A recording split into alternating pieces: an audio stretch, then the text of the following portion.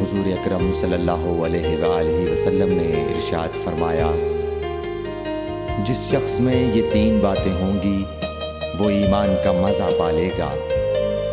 ایک یہ کہ وہ شخص جسے اللہ اور اس کا رسول ان کے ماں سوا سے زیادہ عزیز ہوں، اور دوسرے یہ کہ جو کسی بندے سے محض اللہ ہی کے لیے محبت کرے، اور تیسری بات یہ کہ جسے اللہ نے کفر سے نجات دی ہو، پھر دوبارہ کفر اختیار کرنے کو وہ ایسا برا سمجھے جیسا آگ میں گر جانے کو برا جانتا ہے۔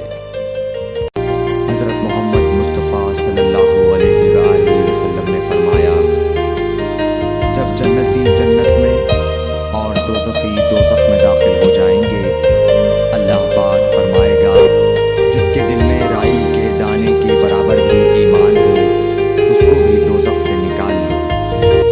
تب ایسے لوگ دوزخ سے نکال دیے جائیں گے اور وہ جل کر کوئلے کی طرح سیاہ ہو چکے ہوں گے، پھر زندگی کی نہر میں یا بارش کے پانی میں ڈالے جائیں گے۔ اس وقت وہ دانے کی طرح اگائیں گے جس طرح ندی کے کنارے دانے اگاتے ہیں۔ کیا تم نے نہیں دیکھا کہ دانہ زردی مائل پیچ در پیچ نکلتا ہے؟ حضور اکرم صلی اللہ علیہ وآلہ وسلم نے فرمایا، میں ایک وقت سو رہا تھا، میں نے خواب میں دیکھا کہ لوگ میرے سامنے پیش کیے جا رہے ہیں اور وہ کرتے پہنے ہوئے ہیں، کسی کا کرتا سینے تک ہے اور کسی کا اس سے نیچا ہے۔ پھر میرے سامنے عمر بن خطاب لائے گئے، ان کے بدن پر جو کرتا تھا اسے وہ گھسیٹ رہے تھے، یعنی ان کا کرتا زمین تک نیچا تھا۔ صحابہ رضی اللہ تعالیٰ عنہ نے پوچھا کہ یا رسول اللہ، اس کی کیا تعبیر ہے؟ آپ نے فرمایا کہ اس سے دین مراد ہے۔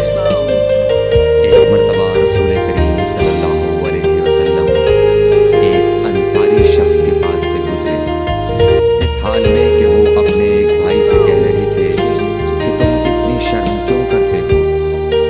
آپ نے اس انصاری سے فرمایا کہ اس کو اس کے حال پر رہنے دو، کیونکہ حیا بھی ایمان ہی کا ایک حصہ ہے۔